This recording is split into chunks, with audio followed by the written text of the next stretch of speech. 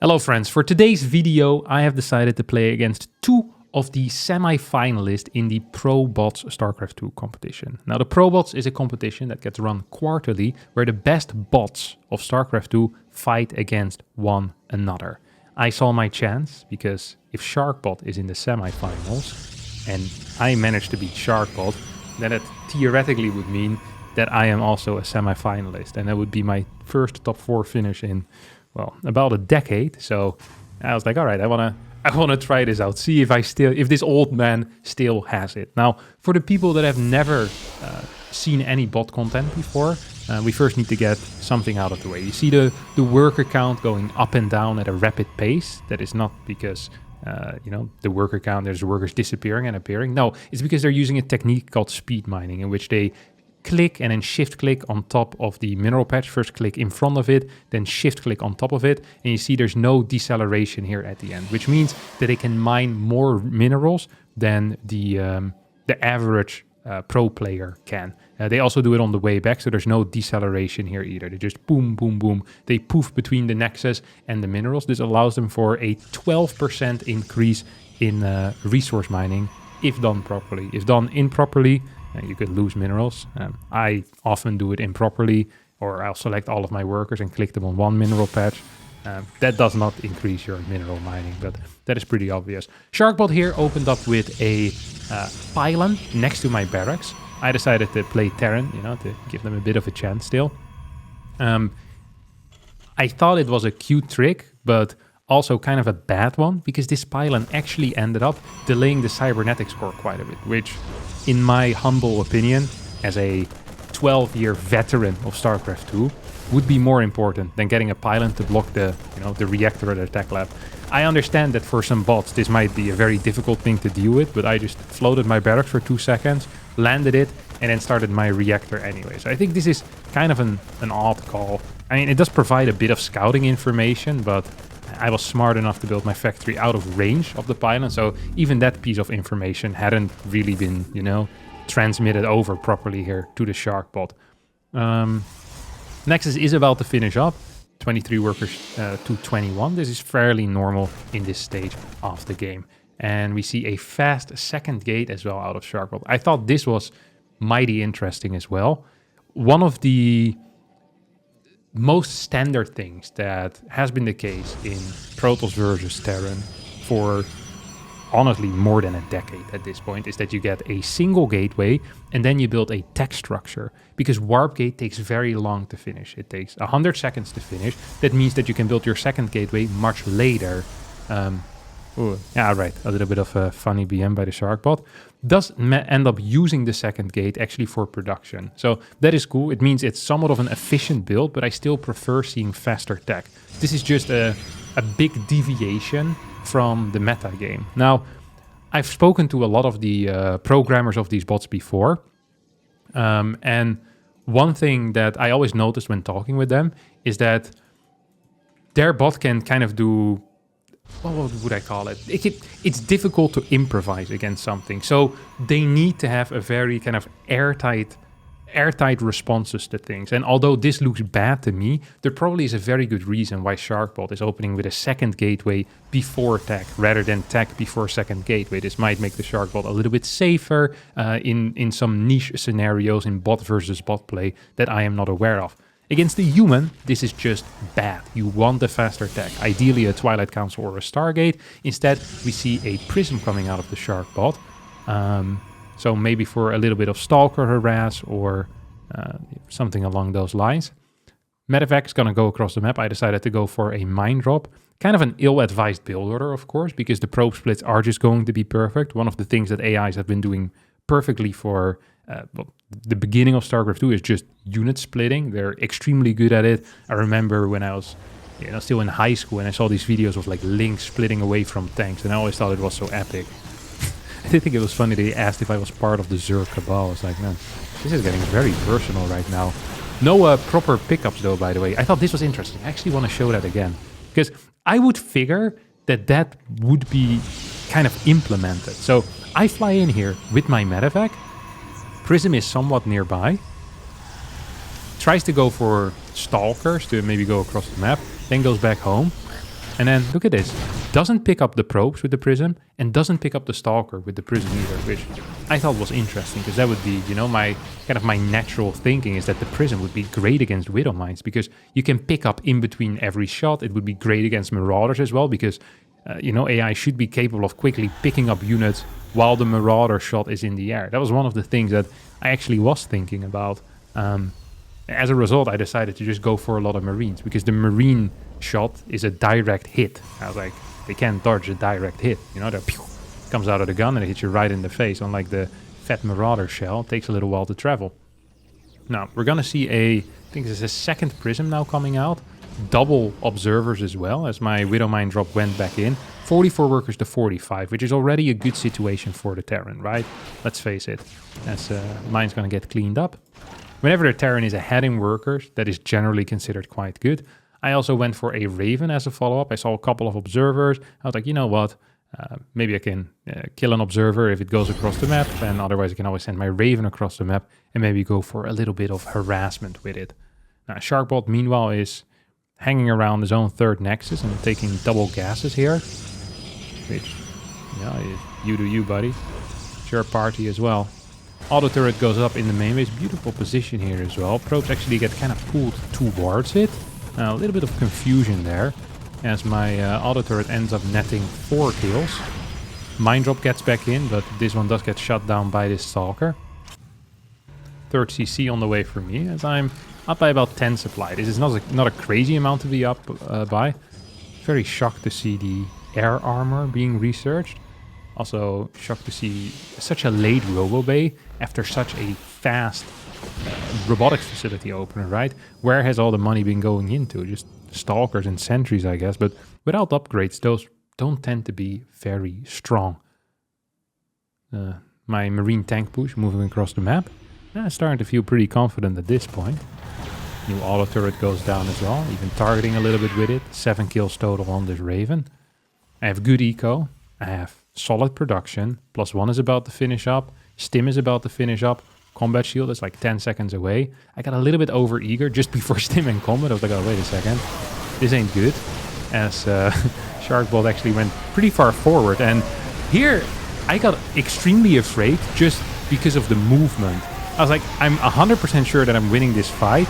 But because he kind of started freaking out with his unit and running around, trying not to get any splash on, I actually started pooping my pants a little bit there for a second. I was like, wait a second, am I losing this? And that just shows that if you do something really weird, other people might be impressed, but at least intimidated. And I was definitely intimidated. I threw down a cheeky little Manor Mule as well to show the AIs once and for all who the superiors are. This time still me. Love to see it. And from here on out, I mean, I just have to kill all the buildings, and that's about it. I mean, I was impressed by some minor things, but then again, not too impressed by dying against the first Terran push, because that is something that I am perfectly capable of myself. Now, the second opponent is Caninana. That's the bot that is fighting Sharkbot in the semifinals of the Probots. And I decided, you know what, if I can take out Sharkbot, I want to see, you know, if I truly would be the king of the top bracket semifinal. So challenge this Caninana bot as well here on site Delta. And of course, once again with my Terran, give them a little bit of a chance. But also just because I think it's cool to see like the different matchup. I've played against bots before with my Protoss, not a whole lot with my Terran. So I was really looking forward to it. Went for a little bit of a scout as well. Scouting is quite difficult because they have more money. So your usual tells don't quite make as much sense. Now, this is still a pool first, and I recognize it as such, because I saw, you know, a freaking Ling going across the map with my SCV scout, but it is kind of tricky. So we don't actually have speed mining going on here. Do we? Maybe we do. No, I don't think we do. Is Caninana the only bot that doesn't speed mine? I didn't know that. Look at that. Just good old regular mining, like an average Joe. Hate to see it. Reaper does move across the map. I managed to find these 2 links and started plopping them right in the back. Bunch of losers. I'll get shot in the back because of that. Just running away. Fight like a man. Shot 2 links. Queen decided to move forward off creep a little bit. I was like, yeah, that Reaper looks like fun, but What's more fun is admiring the grass on the other side. I managed to clear one drone here as well. If I hadn't missed targeted, I probably would have gotten the second drone too. Sadly, I didn't. Very fast burrow rush here for Caninana, as well as Zergling speed, which is interesting. At least to me, this is very interesting. Bunch of drones being produced, so just a really a kind of a standard setup, except for the fact that we don't have a third base. So really not that much of a standard setup at all. This is actually kind of a weird setup. It's also a really freaking fast roach warren. Holy cow. I've seen quite some rushes with like burrow and roach too. Always seems relatively interesting in my opinion.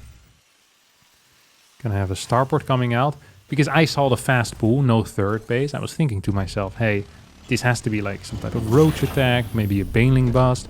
You don't want to rush triple CC against it, generally.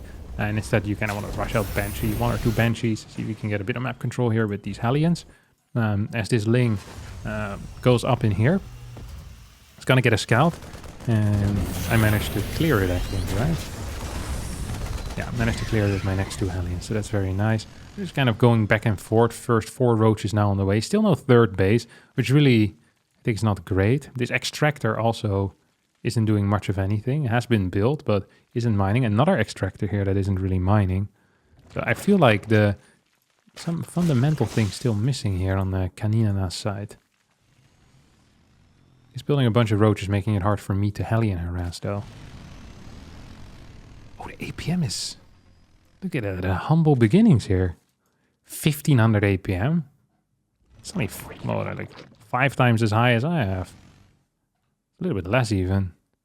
Okay, the current APM is about 5.5k, but still much lower than these other bots. I wonder if this is like a point of pride as well, like not wanting to go up. Never mind.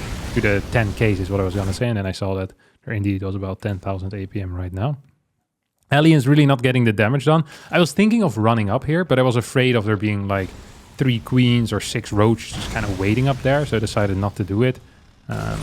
In retrospect, I think that might have been a mistake. I really do believe that I could have just ran in here and maybe killed 7, 8, 9, 10, 12 or so drones. Generally against roaches, you want to kind of sacrifice the Hellions because they don't help a whole lot in the mid game anymore, where they do against Ling Bane because they can deal with Ling run-bys fairly efficiently. Against roaches, that tends to not be the case. So I probably should have tried sending it in. This is the first time I've ever seen this particular response against Banshee harass. Surprisingly effective if you...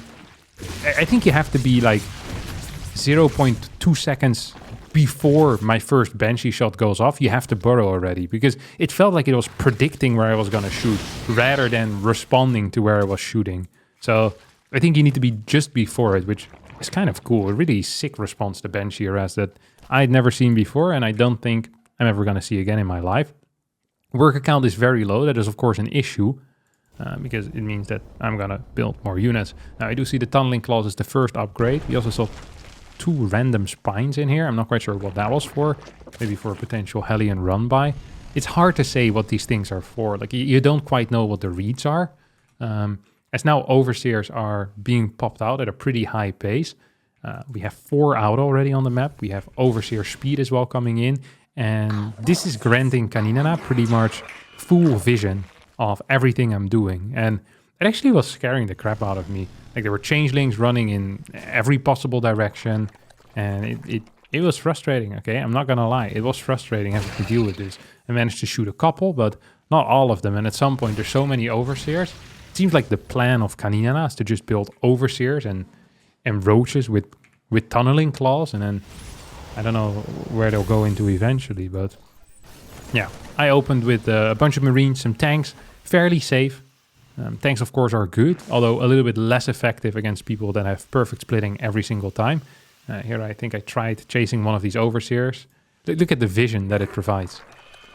Just perfect vision of every single move out, knowing exactly where my army is. It's so freaking annoying. It just feels wrong.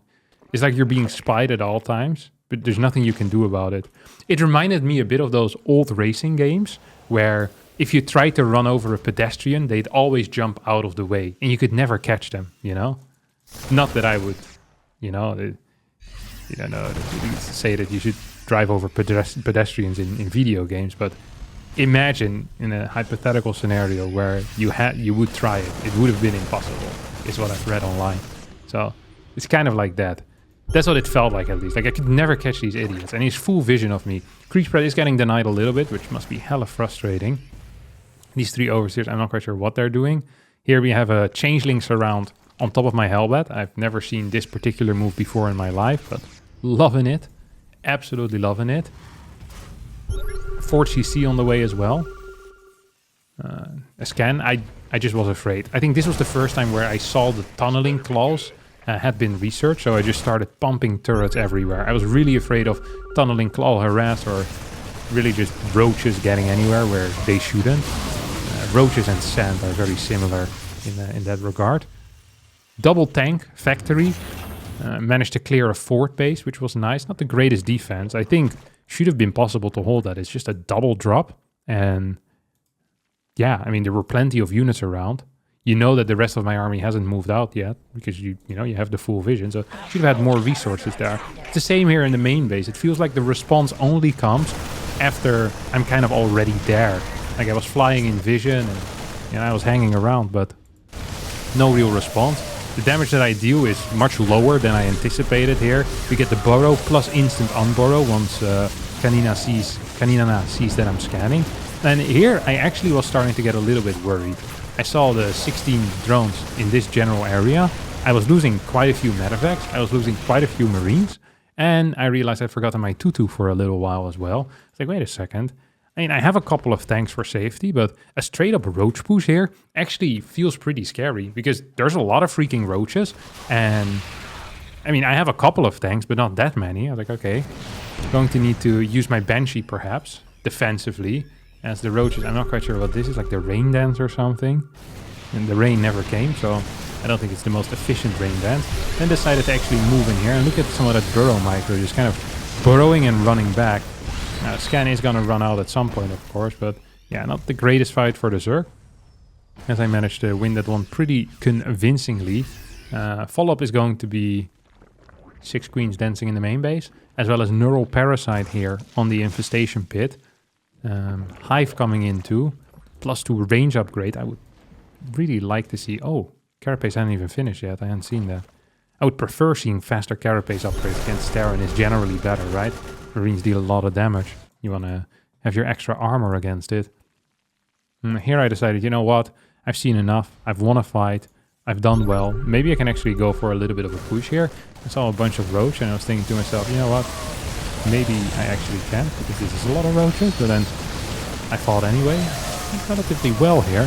160 supply to 167 to 161. My army composition is better. And in bigger supplies, the Marine Marauder tends to just kind of beat the even supplied Roach. Overseer still just kind of pumping around over here. This guy flew into a turret, idiot. As this thing is still chasing me as well. It's really insane how annoying this is. Even if it doesn't really do anything but provide pure map hacks, it still feels very frustrating. As here I kind of got cleaned up. I was like, oh, it's a lot of my bio going down there. It's not brilliant. First 5 infestors now coming out as well. My tanks are moving forward, and tanks in high enough numbers are just phenomenal against roaches. So as long as I get these bad boys sieged up in a forward position, I get my 2-2 upgrades done, I should be in an okay spot in my mind at least. Melee upgrades are on the menu, no +2 carapace, which once again I think is pretty odd. Spire, so probably for a greater Spire as a follow-up for Brute Lords. As my tanks are now sieged up and a couple of fungals are starting to hit. This went really fast, by the way, the burrow, fungal, unburrow. I didn't even see really where they were coming from. I just saw my units dying most of the time. Really low on the medevacs as well. Luckily still have a lot of tanks. Here I was starting to get a little bit afraid of like losing all my bio and then some roaches burrowing and unburrowing on top of my tanks, but felt like a overall pretty decent spot anyway. Like my worker count is good, my opponent's worker count is also good. Mining from 4 bases. I'm mining from 4 bases, but tanks are just so freaking powerful in this particular situation. Like if you have no Vipers or Brute Lords to deal with high numbers of tanks and they're knocking at your door, you're usually just going to have a very bad time. You really, really need Vipers. Caninana instead went for Swarm Host, which once again was something I've never seen before. I've been Been seeing a lot of new stuff here as responses to certain units. I guess in a way there is a lot of tanks. There's really not that much bio, but I still would not recommend building Swarmoth against Terran in really any way, shape or form. Honestly, ever. As here we saw Caninana try to push in, and my tank force managed to clean it up relatively well. Now, from here on out, I'm basically chasing Swarmoths and Infestors for about 6 more minutes. Because they stay burrowed the entire time. They hit a phenomenal fungal later on, but yeah, it's a fairly reasonable win from here on out. As yeah, that was my experience against the bots today. I was very impressed by Caninana. It felt like if the opening was a little bit better, I actually would have really struggled, because I don't think I won because I played so well in the mid game where I dealt so much damage. I think I won because my early game was just much superior, and it feels like that should be something that the bot could potentially fix, like just having a slightly faster third base, maybe some more drones, but maybe I'm completely wrong and it is extremely hard, you know, to play a more standard game. But it felt like Caninana had a real shot. I'm kind of sad that Sharkbot never really got the vibe going, you know, dying to the first tank push. It happens to the best of us, but yeah, interesting couple of games. I really enjoyed this. If you also like bot games, as I mentioned, the Probots Season 3 of 2024 is currently going on. Semifinals on the 12th of December, and the finals will be done right after. I'll have a link to the correct date somewhere in between as well. It's going to be on the 14th of December, so that's this Saturday. I'll be linking to all of that if you want to watch it. They stream it live on their YouTube. I always enjoy tuning in every now and again, checking a couple of those games, and then you'll see the bots doing what they're best at, and that's fighting other bots, because when it comes to humans, they're not quite as strong as me yet. All right, that's going to be it for me today. Thank you so much for watching. Big shout out to everyone that always participates in the Probots competitions.